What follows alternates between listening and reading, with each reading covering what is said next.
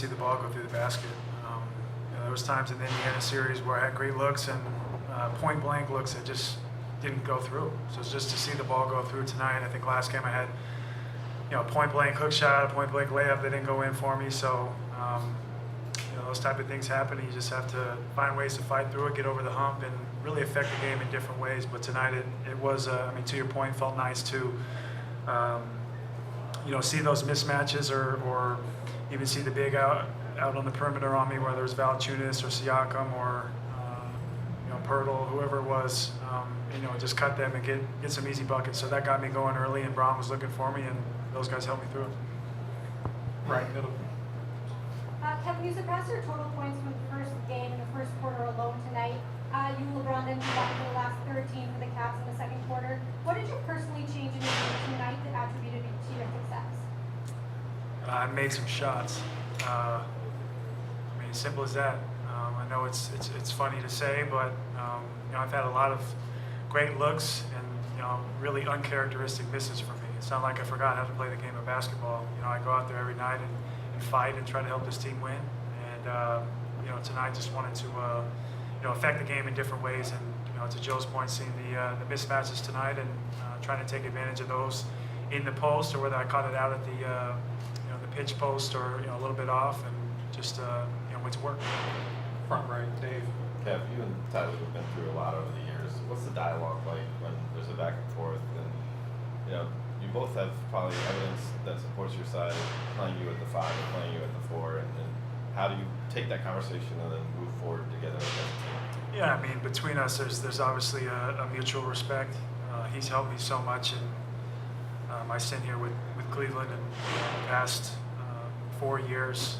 But sometimes you're going to butt heads, and it's my entire life and my entire pro career. This being my 10th year, I've spent the majority of my time at the 4 position, at the power forward position. But he sees something out there in me at the 5 spot, and I guess especially on the offensive end, when I have my game going, he wants me to take advantage of that. So I've always tried to do as best I can in I guess the area of willingness to sacrifice for this team. And sometimes I'm going to have a little bit of pushback, and I think that's in some cases healthy. But I respect Ty, I love Ty, and I think it's good for us, and I'll do whatever it takes for this team. Back right. Cheers, Sean, CBC Sports.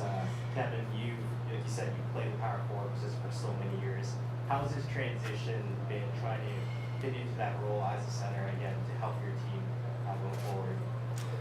Yeah, well, I was thrown into that early in the season, and kind of had to learn on the fly. And we had a lot of success, and sometimes it didn't look so good. But I think this is something that has worked for us, and something that the coaching staff and a lot of players like to see, because there's freedom in the offense. There's a lot of spacing, and I think we're able to take advantage of mismatches in a lot of cases. So we're, like I said, a lot of guys are willing to do what it takes on this team. I think everybody 1 through 15, and these were 2 big wins for us because we're able to do that.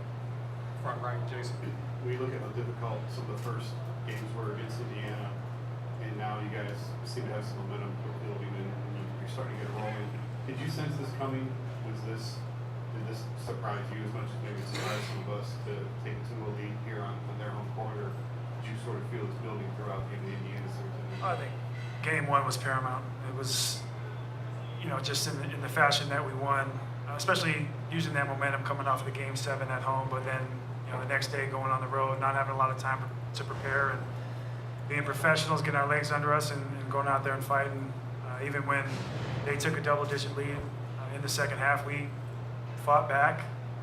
We didn't take a lead until overtime, and we used that momentum after game 1 to come in tonight and play well. And I mentioned to you in the locker room that 3rd quarter was huge for us. We kind of flipped the script. That had been our Achilles heel, and that 3rd quarter really throughout the entire season was we didn't play too well. We played pretty poorly, but we came out firing, made big shots, and on both ends of the floor, I thought we played really well.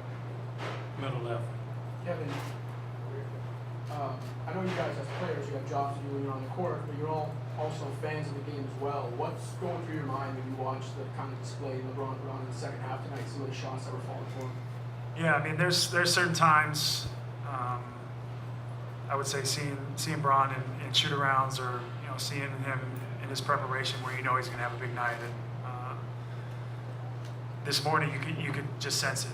And he knew what was at stake. He knew that us getting another one here at their place was going to be huge for us.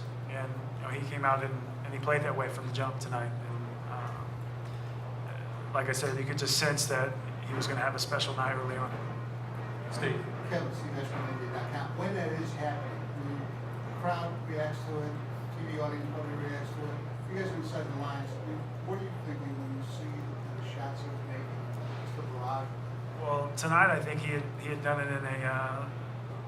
I'm not saying he hasn't done it before, but in my eyes it was just in a different fashion. I mean, so much of the time he's playing downhill. He's getting to the free throw line and getting and ones. And I know he hit a number of shots in that fashion, but tonight just all the shots over his right shoulder, the step backs, the fadeaways, and the one where he hit the moon ball and over his right shoulder and came back the next possession and hit one over his left shoulder from the free throw line. That was just that was special, and that was something that you get accustomed to, you kind of get used to. But tonight was in that fashion. I don't know if I at least this being my fourth year here, I'd seen that out of him.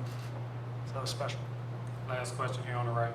Kevin, Ian Harrison, Associated Press. What did you see from LeBron this morning that gave you that sign he was going to have a big game?